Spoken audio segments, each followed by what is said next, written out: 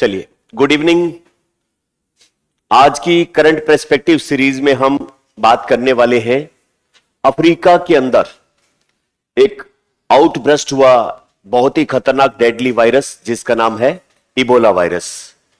और साथ में हम बात करने वाले हैं एक जो अर्जेंटीना से स्पेन जा रहे क्रूज पर, उसमें कुछ एक खतरनाक वायरस से संक्रमित पाए गए व्यक्तियों की जिसका नाम है हंता वायरस। तो हम इबोला वायरस और हंता वायरस दोनों के बारे में बातचीत करें। तो थोड़ा सा मैं आपको वायरस के बारे में पहले बताऊं, ये करंट में चर्चा में क्यों है उसके बारे में बाद में बात करेंगे। तो सबसे पहले तो कुछ बेसिक सी बातें। वायरस जो होता है उसको connecting link between living and non living कहते हैं। जीवित तथा निर्जीव के मध्य जो योजक कड़ी है उसको वायरस कहते हैं। इसका मतलब वायरस खुद जीवित नहीं होते हैं। क्यों? क्योंकि जीव जो होगा उसके पास एक कोशिका होना आवश्यक है और वायरस के पास कोशिका नहीं होती, इसीलिए वायरस जो है वो अकोशिकीय कहलाता है। यह सवाल यूपीएससी में भी पूछा गया था। Viruses are एसेलुलर। वायरस क्या होते हैं? अकोशिकीय होते हैं। और जिसके पास कोशिका ही नहीं है उसके पास क्या नहीं है? जीवन भी नहीं है। तो फिर वायरसेस होते क्या है? वायरसेस ऐसी संरचनाएं होती हैं जिसमें बाहर एक प्रोटीन का आवरण पाया जाता है जिसको कैप्सिड कहते हैं। अब ये प्रोटीन का आवरण किसी भी आकृति का हो सकता है। यहां मैंने हेक्सागोन बना दिया, ये क्राउन शेप का हो सकता है, फिलामेंट शेप का हो सकता है, स्प्रिंग शेप का हो सकता है। और इस बाहर वाले प्रोटीन के आवरण के भीतर उसका जेनेटिक मटेरियल या आनुवंशिक पदार्थ जो या तो डीएनए होता है या तो आरएनए होता है। तो इसका मतलब अगर इसमें वायरस के प्रोटीन के आवरण के भीतर डीएनए है तो ऐसे वायरस को डीएनए वायरस कहते हैं। और अगर इसमें आरएनए है तो ऐसे वायरस को आरएनए वायरस कहते हैं। तो वायरस को दो कैटेगरी में बांटा जाता है। एक तो वो वायरस जिनमें डीएनए पाया जाएगा, जेनेटिक मटेरियल, वो डीएनए वायरस कहलाएंगे। जैसे इसका सबसे फेमस उदाहरण है डीएनए वायरस का ह्यूमन पेपिलोमा वायरस या एचपीवी। महिलाओं में गर्भाशय मुख का कैंसर करता है, ये सर्वाइकल कैंसर का कारण बनता है एचपीवी। पिछले दिनों अजमेर में प्रधानमंत्री जी आए थे और एचपीवी का वैक्सीन या टीका उसके उद्घाटन किया था, है ना। तो जो महिलाएं एचपीवी का टीका ले लेते हैं उनको सर्वाइकल कैंसर होने के चांसेस बिल्कुल ना के बराबर हो जाते हैं। दूसरे होते हैं आरएनए वायरस। जैसे कि आप सबसे डेडलीस्ट जो सबसे कुख्यात वायरस है उसमें एचआईवी वायरस इसमें आ जाएगा। आपका कोरोना वायरस कोविड वाला इसमें आ जाएगा। इसके अलावा जो आज दोनों वायरस की हम बात कर रहे हैं, इबोला और हंता,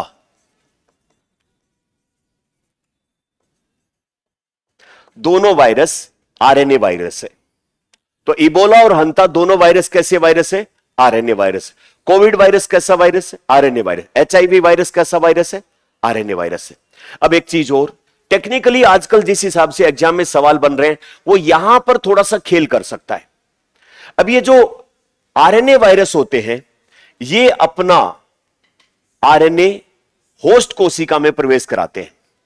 ये जैसे किसी भी जीव को संक्रमित करते हैं तो संक्रमित करने वाली जीव की कोशिका में अपना जेनेटिक मटेरियल प्रवेश करवाते हैं और फिर अपनी संख्या बढ़ाते हैं। थोड़ा सा लंबा हो जाएगा इसलिए मैं आपको शॉर्ट में बता देता हूं इस बात को।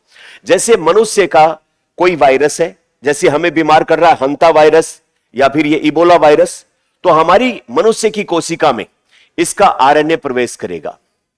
सही है, आरएनए प्रवेश करेगा। अगर ये आरएनए प्रवेश करते ही साथ अपने राइबोसोम जो कोशिकाओं में पाए जाते हैं उससे वायरस की प्रोटीन बनाना शुरू कर दे, अमीनो एसिड को आपस में जोड़ के, तो ऐसे आरएनए वायरस कहलाते हैं आरएनए पॉजिटिव वायरस।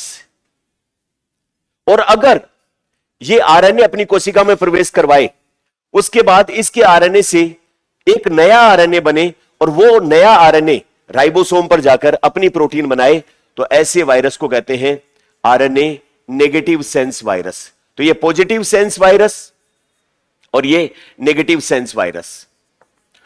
तो ये थोड़ा सा डेप्थ में जा सकता है एग्जामिनर यहां पर। तो जो हंता और इबोला वायरस है ये दोनों के दोनों आरएनए वायरस है और आरएनए में भी कैसे? Negative sense virus. मतलब इनका आरएनए अपनी कोशिकाओं में प्रवेश करेगा, उस आरएनए से नया आरएनए बनेगा और वो आरएनए से फिर वायरस की प्रोटीन बनेगी और फिर उस प्रोटीन और आरएनए से नए वायरस अपनी कोशिका में बनेंगे और ये नए वायरस अपनी कोशिका को फाड़ के फिर दूसरी कोशिकाओं में, मतलब इस वायरस की संख्या बढ़ती चली जाएगी और इस दौरान अपने विभिन्न अंग प्रभावित होते चले जाएंगे। जैसे जैसे इन वायरस की संख्या अपनी कोशिकाओं में बढ़ेगी, उसके सिम्टम्स, लक्षण आने शुरू होंगे। बुखार हो सकता है, स्किन के ऊपर रेशे चकते हो सकते हैं, उल्टी हो सकती है, दस्त हो सकती है और अगर इनका संक्रमण किडनी और लीवर कोशिकाओं में हो जाए तो वो इससे प्रभावित हो सकती है। मतलब डिपेंड करेगा कि ये वायरस कौन से अंग की कोशिकाओं को और शरीर के कौन से भाग को प्रभावित करते हैं, वैसे ही सिम्टम्स इनके आएंगे। जैसे कोविड वायरस जो था वो हमारे श्वसन तंत्र की कोशिकाओं को प्रभावित कर रहा था, फेफड़ों को प्रभावित कर रहा था, इसलिए उसके सिम्टम्स कैसे थे? निमोनिया, जुकाम जैसे। आई बात समझ? हर वायरस अलग तरीके के लक्षण और अलग तरीके की बीमारी देता है, एक नंबर बात। दूसरा, एक वायरस होस्ट स्पेसिफिक होता है, यानी कि ऐसा नहीं है कि कोई दूसरा जीव जंतु को प्रभावित करने वाला वायरस अपने को बीमार कर दे। फॉर एग्जाम्पल मैं आपको उदाहरण दूं, कोविड वायरस ने मनुष्य को बीमार किया, क्या गली में घूमने वाले डॉग्स को बीमार किया? क्या नहीं किया ना? तो इसका मतलब कोविड वायरस जो है वो किसको बीमार करने की क्षमता रखता? सिर्फ मनुष्यों को। लंपी वायरस आया, क्या लंपी वायरस ने गाय भैंस के अलावा मनुष्य को बीमार किया? क्या? तो इसका मतलब वायरसेस आर होस्ट स्पेसिफिक। एक वायरस का पर्टिकुलर होस्ट होता है जिसको वो बीमार करता है। एक ही वायरस सभी जीवों को बीमार नहीं करता, लेकिन वो जो होस्ट होता है जिसको वो बीमार करता है, उससे पहले वो किसी दूसरे जीव में रहता पाया जा सकता है, वो जीव उसका कैरियर कहलाता है। जैसे अभी हम बात करेंगे इबोला वायरस की, तो इबोला वायरस का कैरियर है चमगादड़। वो चमगादड़ में रह सकता है लेकिन चमगादड़ को बीमार नहीं करेगा। अगर वो चमगादड़ के थ्रू, चमगादड़ हमें काट दे, खुरच दे और उसके थ्रू हमारे शरीर में प्रवेश कर जाएगा, तो फिर वो हमें क्या करेगा? बीमार करेगा, क्योंकि इबोला वायरस के होस्ट कौन है? हम हैं। तो एक होता है वायरस का कैरियर और एक होता है होस्ट। होस्ट को क्या करता है? वायरस बीमार करता है और कैरियर उसको लेके घूमता रहता है, उसके अंदर रहेगा लेकिन उसको बीमार नहीं करेगा। तो आई बात समझ? दो वायरस की बात हो रही है, पहला है इबोला, दूसरा है हंता वायरस। दोनों ही कैसे वायरस है? आरएनए वायरस है। आरएनए में भी कैसे? नेगेटिव सेंस आरएनए वायरस है। इस बात का ध्यान रखेंगे। Negative sense virus RNA virus, negative sense RNA virus कौन से होते हैं? जिनका आरएनए मानव कोशिका या किसी भी जीव की कोशिका में प्रवेश करेगा, उससे फिर नया आरएनए बनेगा और फिर उस आरएनए से प्रोटीन बनेगी। और अगर पॉजिटिव सेंस होते तो सीधा आरएनए प्रवेश करता और उससे प्रोटीन बनना शुरू हो जाती। ठीक है, ये दोनों में मूल अंतर है। अब ये जो इबोला वायरस है, इसको लेकर के हम पहले शुरुआत करते हैं अपनी खबर की, कि इबोला वायरस को लेकर के डब्ल्यूएचओ ने, डब्ल्यूएचओ का पूरा नाम बताओ तो? वर्ल्ड हेल्थ ऑर्गेनाइजेशन, इसने एक एडवाइजरी जारी की है जिसका नाम है PHEIC, जिसका नाम है अंतरराष्ट्रीय चिंता का सार्वजनिक स्वास्थ्य आपातकाल, public health emergency international concern. Public health emergency का मतलब क्या होता है? जब बड़े लेवल पर लोगों के स्वास्थ्य पर कोई संकट आ गया है। अब वो संकट अगर किसी एक पर्टिकुलर देश के भीतर रहे तो उस देश की सरकार निपटे, लेकिन वो संकट इस देश की सीमाओं से बाहर निकलकर दुनिया के अलग अलग हिस्सों में फैले तो इसका मतलब वो क्या हो जाता है? अंतरराष्ट्रीय चिंता का विषय होता है, इंटरनेशनल कंसर्न का सब्जेक्ट बन जाता है। आई बात समझ में? तो डब्ल्यूएचओ जो पूरी दुनिया में स्वास्थ्य से संबंधित कार्य करता है, उसने एक इमरजेंसी घोषित की है। किसकी? पब्लिक हेल्थ की। पब्लिक हेल्थ इमरजेंसी, जिसमें ऐसी कंडीशन आ गई है जब एक देश से निकल रही बीमारी पूरी दुनिया में दूसरे देशों में फैल सकती है। कोविड के टाइम पर भी ऐसा ही हुआ था। कोविड के टाइम पर भी यही डब्ल्यूएचओ के द्वारा जारी की गई थी PHEIC, public health emergency international concern, अंतरराष्ट्रीय चिंता का सार्वजनिक स्वास्थ्य आपातकाल। क्या डब्ल्यूएचओ के पास ये अधिकार है इस तरीके की एडवाइजरी जारी करने का? बिल्कुल है। डब्ल्यूएचओ के जो सदस्य देश हैं, उनके बीच में सन 2005 में एक समझौता हुआ था जिसका नाम है IHR, international health regulation, IHR। इस IHR के 196 सदस्य जो उन्होंने साइन किया है, और ये लीगली बाइंडिंग एग्रीमेंट है, कानूनी रूप से बाध्यकारी समझौता है, जिसका नाम क्या है? डब्ल्यूएचओ के तहत अंतरराष्ट्रीय स्वास्थ्य विनिमय, 2005 में हुआ। जिसके तहत क्या किया जाएगा, किसी एक देश में अचानक सडनली कोई ऐसी बीमारी का आउटब्रेक हो जाए तो वो देश उसको दबाएगा नहीं, उस बात को समय रहते WHO को बताएगा, दूसरे देशों को बताएगा कि भाई मेरे यहां पर एक संक्रमणशील, एक व्यक्ति से दूसरे व्यक्ति में फैलने वाली बीमारी स्टार्ट हो गई है। और चूंकि आजकल सारे देश आपस में हवाई मार्गों, जल मार्गों से जुड़े हुए, तो ये बीमारी इस देश में सीमित न रह के सभी देशों में फैल सकती है। ऐसी कंडीशन जब हो, जब संक्रमण में तेजी से फैलने वाली बीमारी किसी एक देश में स्टार्ट हो गई, तो बाकी सभी देशों को इमरजेंसी रेस्पॉन्स के लिए तैयार रहना चाहिए और इस देश को इससे बाहर न जाने दिया जाए, उसके लिए इस देश में सभी की मदद करनी चाहिए। तो इसलिए इस तरीके की जो अनफोर्सीन इवेंट जिससे बड़े लेवल पर महामारी फैल सकती है, उसको रेगुलेट करने के लिए, कंट्रोल करने के लिए सन 2005 में कानूनी रूप से बाध्यकारी समझौता है WHO के सदस्यों के बीच में, जिसका क्या नाम है, अंतरराष्ट्रीय स्वास्थ्य विनियम या इंटरनेशनल हेल्थ रेगुलेशन। इसी अधिनियम का उपयोग करते हुए WHO ने अब क्या जारी किया है, public health emergency international concern. आई बात समझ। अब जो है ये कौन से देश में ऐसी महामारी फैलने की आउटब्रेक हुआ है, तो दो देश है, एक नाम है DRC, democratic Republic of Congo, और दूसरे देश का नाम है युगांडा। तो क्या पहली बार इबोला वायरस का इनमें संक्रमण देखा गया? नहीं, 1976 में पहली बार ये चमगादड़ से मनुष्यों में देखा गया था, और उसके बाद से चमगादड़ इसके कैरियर है और टाइम टू टाइम इसको कंट्रोल कर लिया जाता है। और फिर वापस से कोई संक्रमित हो जाए तो पहले तो ये आता है किसमें, चमगादड़ से मनुष्य में, और फिर एक मनुष्य से दूसरे मनुष्य में फैलना शुरू हो जाता है, तो यह महामारी का रूप ले लेता है। आगे बात समझ में इतनी। अब इसको लेकर के WHO ने 17 मई को अभी रिसेंटली यह स्थिति पैदा कर दी है। तो हम पहले इबोला वायरस के बारे में जान ले, लास्ट में ये जो पब्लिक हेल्थ इमरजेंसी IC और IHR इनके बारे में जान ले, और लास्ट में जो है वो हम WHO के बारे में जान ले, और फिर हंता वायरस की भी बात कर लेंगे।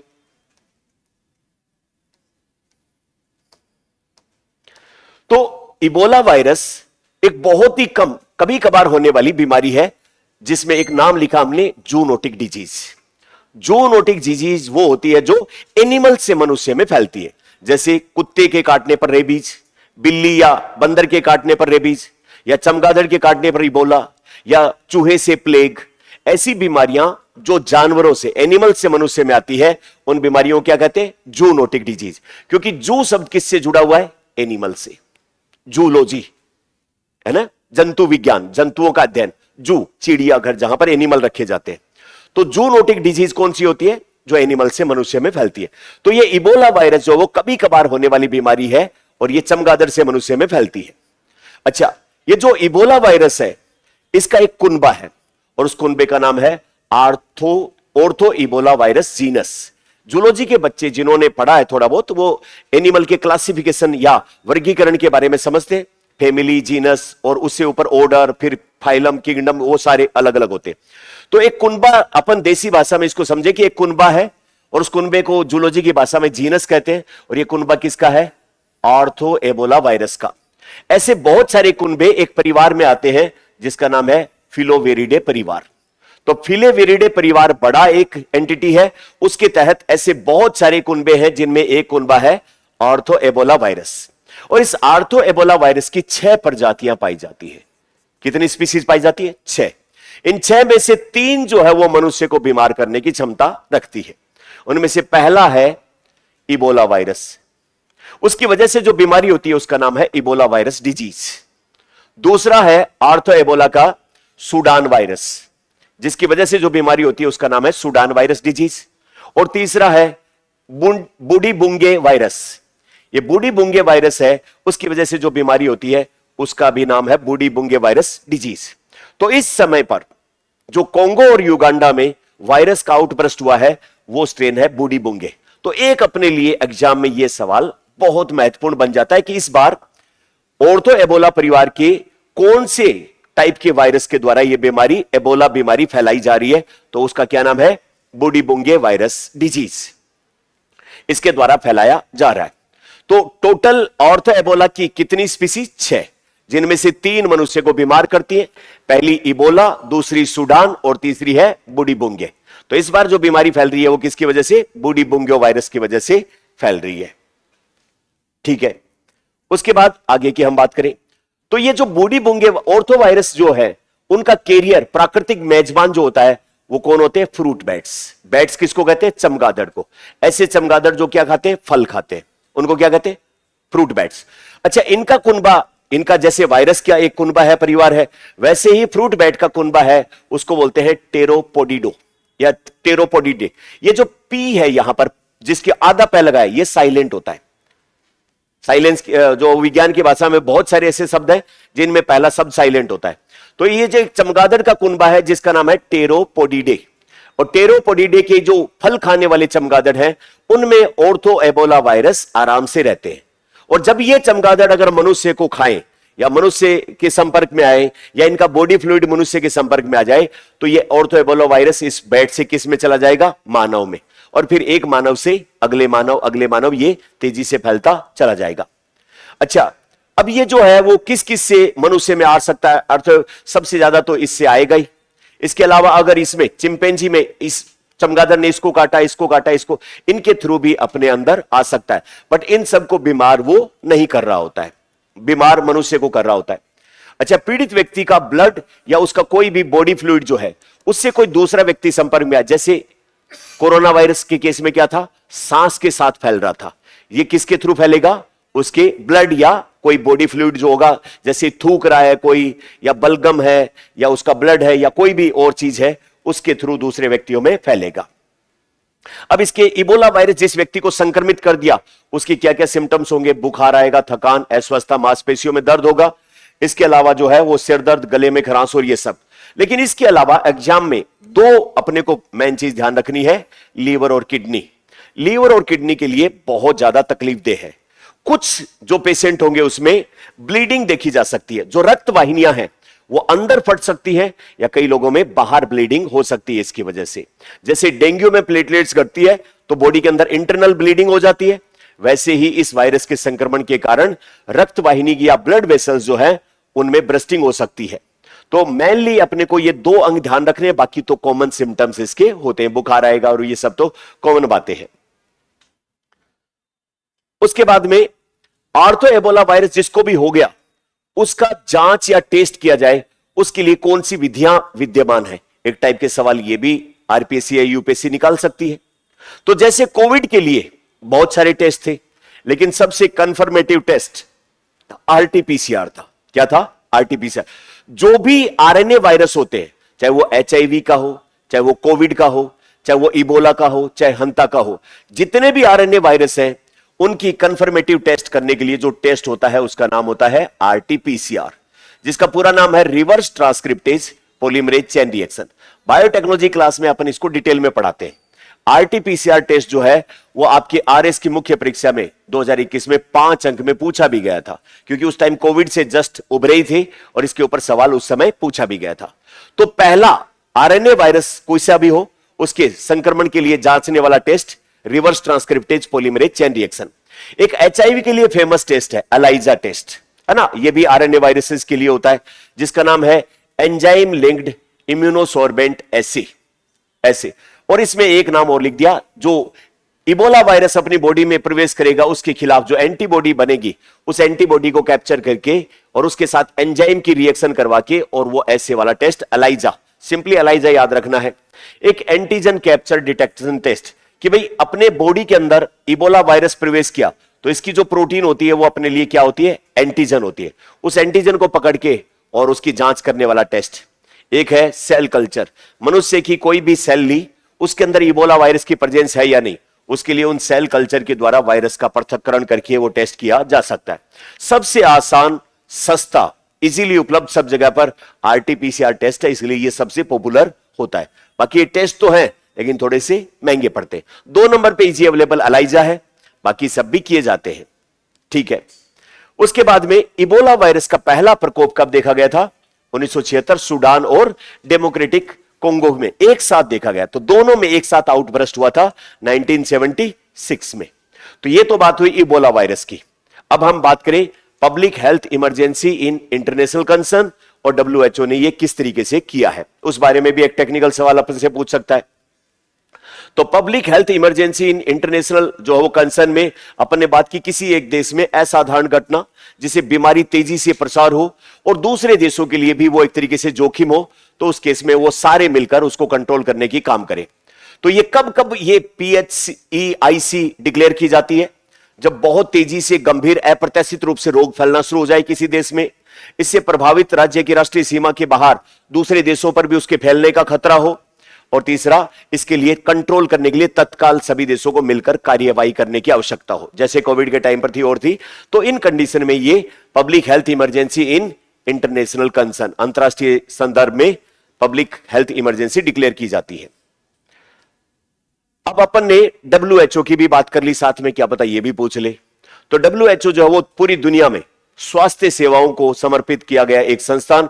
कब स्थापना हुई? भारत की आजादी के अगले साल। भारत की आजादी कब हुई थी? वेरी गुड, 1948 में इसकी स्थापना हो गई। उसके बाद में इसका मुख्यालय कहां है? जैसे कि सब महत्वपूर्ण संस्थाओं के जिनेवा। इसके सदस्य इस समय पे कितने हैं? 194। क्या काम करता है पूरी दुनिया में? अच्छा, इसका जो साउथ ईस्ट एशिया वाला जो मुख्यालय था वो कहां पर? नई दिल्ली में। कहां पर है? नई दिल्ली में। ये था क्या? सॉरी, है। और भारत इसका फाउंडर मेंबर है। 1947 में आजाद हो गया था। अगले साल बात चली कि हेल्थ ऑर्गेनाइजेशन बना रहे। हमने कहा बिल्कुल, हम भी साथ हैं, हम आपके साथ बनाइए। तो ये जो है वो इसके बारे में, WHO के बारे में थोड़ी सी बातें अपन ने की। अब उसके बाद में एक चीज और वो है हंता वायरस की। भारत के 2 लोग भी इस क्रू में थे। ये जो सॉरी जिसको क्या बोलते हैं? क्रूज क्या होती है? पानी का जहाज। ये पानी का जहाज है, एक देश से दूसरे देश में यात्रा करवाता है लोगों को। कोई छुट्टी पे जाता है, कोई पिकनिक पे जाता है, कोई किसी काम से जाता है, कोई बिजनेस पे जाता है। तो पानी के जहाज के थ्रू जो ऐसे वाले जहाज होते हैं जिसमें यात्रियों को इधर उधर ले जाता है, उनको क्या कहते हैं? क्रूज। और इस क्रूज पर 2-3 भारतीय भी शामिल थे। और ये क्रूज कहां से कहां जा रहा था? ये जा रहा था अर्जेंटीना से स्पेन। अर्जेंटीना से स्पेन जा रहा था। इसके क्रूज के ऊपर कुछ लोग बीमार होने लगे अचानक से। जब देखा गया भाई ये क्या हो रहा है, तो उन लोगों में जब जांच की गई तो हंता वायरस की पुष्टि हो गई कि हंता वायरस पाया जाता है। तो क्या ये हंता वायरस इनमें कहां से आया? तो ये हंता वायरस रहता है रोडेंट्स में। रोडेंट्स को कर्तना किया चूहे, जिसमें चूहे हो गए या फिर और कोई चूहे जैसे दिखने वाले जीव होते हैं, उनको कहते हैं रोडेंट्स, कुतरने वाले जो जिनके दांत बढ़ते रहते हैं और मजबूरी में चाहे भूख लगी हो चाहे नहीं लगी हो एनी टाइम कुतरना पड़ता है, उनको रोडेंट्स कहते हैं, चूहे। तो चूहों में रहता है ये हंता वायरस। तो हो सकता है कि जहाज में चूहे हो और चूहों में हंता वायरस हो और उस चूहे के मरे हुए लिक्विड या किसी भी तरीके से वो उनमें प्रवेश कर गया।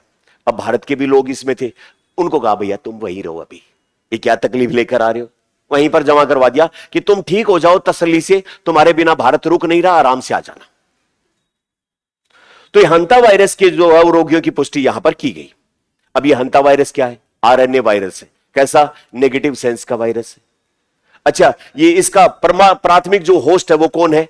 चूहे, रोडेंट्स है। और ये मनुष्य में अगर फैल जाएगा तो मनुष्य को क्या करेगा? बीमार करेगा। तो इसके बारे में भी अपने को साथ में पता होना चाहिए, हंता वायरस के बारे में भी। तो ये रोडेंट्स के द्वारा कर्तंक किसको कहते हैं? रोडेंट्स यानी कि चूहे, उनके द्वारा फैलाने वाला एक मनुष्य को, यानी कि ये क्या है? चूहे से अगर मनुष्य में फैलेगा तो जूनोटिक डिजीज। अच्छा, इसका जो परिवार है उसका नाम है हंतावीरिडे। क्या नाम है? हंता वायरस है इसलिए हंतावीरिडे। और इसका जो बड़े वाला गण है उसका नाम है बुन्याविरालेस गण। मेरे हिसाब से नहीं याद रहेगा ये तो, ऐसे तो कैसे, ये तो फिर भी याद रह जाएगा। और इसमें जाएगा तो फिर तो कई लगाना पड़ेगा, हंतावीरिडे। अब ये जो हंता वायरस है वो अलग अलग टाइप के होते हैं। और इसकी एक और खास बात है, हंता वायरस अमेरिका यूरोप में अलग असर दिखाएगा, एशिया अफ्रीका में अलग असर दिखाएगा। इसका जलवायु के हिसाब से भी अलग अलग असर होता है। जैसे अगर ये बीमार करेगा अमेरिका के लोगों को, तो अमेरिका के लोगों को, उससे पहले मैं एक बात बता दूं ताकि वापस स्लाइड में, यह हंता वायरस का नाम साउथ कोरिया की एक नदी है जिसका नाम है हंटन, उसके नाम पर रखा गया हंता वायरस का नाम। ये जो हंता वायरस है ये भौगोलिक स्थान के अनुसार अलग अलग टाइप के रोग, जैसे कि आप बात करोगे कहां पर? अमेरिका में। तो अमेरिका में इससे कार्डियोपल्मोनरी सिंड्रोम, कार्डियो शब्द होता है हार्ट के लिए, है ना, और पल्मोनरी शब्द होता है फेफड़ों के लिए। तो इसका मतलब अगर अमेरिका में कोई पेशेंट है उसको हंता वायरस का संक्रमण हुआ तो उसके कौन से अंग प्रभावित होंगे? एक तो फेफड़े और एक उसका हार्ट। लेकिन अगर ये वायरस एशिया और यूरोप में है तो उससे जो है वो किडनी के ऊपर असर आएगा और साथ में ब्लीडिंग होगी और बुखार आएगा, है ना, रक्तस्रावी बुखार जिसको कहते हैं। तो ये क्षेत्र विशेष के, तो ये एक इसकी अलग बात है, इस बात का ध्यान रखना चाहिए अपने को। ये कैसे फैलता है? पहले तो चूहों से मनुष्य में आएगा और फिर मनुष्य के जो कोई भी ऐसे फ्लूइड होते हैं, लिक्विड होते हैं, जैसे कि उसका मूत्र, लार या और कोई भी ऐसा बॉडी फ्लूइड, उसके थ्रू दूसरे मनुष्यों में फैलेगा। कोई भी उपचार इसका अभी भी उपलब्ध नहीं है और इबोला वायरस की भी जो है कोई वैक्सीन अपने पास नहीं है। ये खतरनाक किस लिए हो जाते हैं? इसलिए खतरनाक हो जाते हैं कि इलाज कैसे करें, इनकी कोई दवा, कोई वैक्सीन अभी तक बनाई नहीं गई है। बस सिम्टम्स जो आते हैं बुखार वगैरह, उसको कंट्रोल करने के लिए जो पहले से उपलब्ध दवा है वो दे देंगे। कोविड के टाइम पर भी तो यही चैलेंज था, कोई फिक्स दवा नहीं थी। जो सामान्य निमोनिया वगैरह के लक्षण पैदा होते हैं उसको कंट्रोल करने के लिए जो दवाएं दी जाती है वही दवाएं दी जाती थी। तो इन दोनों के लिए भी, इबोला की भी कोई वैक्सीन अभी तक उपलब्ध नहीं है और हंता वायरस का भी कोई विशिष्ट उपचार का तरीका अपने पास अभी तक भी नहीं आया है।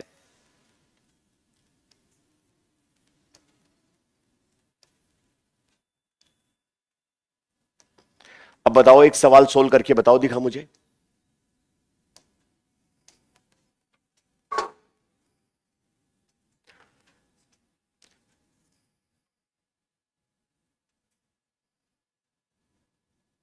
क्या ये बुंडी बुंगो वायरस उसी की वजह से? पहला स्टेटमेंट ठीक है। इसका प्रभावी टीका उपलब्ध है क्या? कोई वैक्सीन नहीं है अभी तक। तीसरा, अंतरराष्ट्रीय चिंता, पब्लिक हेल्थ इमरजेंसी इंटरेस्ट अभी डिक्लेयर किया है। सही ऑप्शन बताओ। जो ऑनलाइन बच्चे देख रहे हैं वो कमेंट में टाइप करके बताओ कौन सा सही ऑप्शन बनेगा। दूसरा सवाल और देखते हैं, हंता वायरस के संदर्भ में कौन सी बात सही नहीं है? कौन सी सही नहीं है बात? रोडेंट के द्वारा फैलता है, केवल उष्णकटिबंधीय है, ये कहीं पे भी पाया जाता है। अच्छा, गलत है ये सही बात है, बाकी गलत बात नहीं है। ऑप्शन सी क्यों होगा?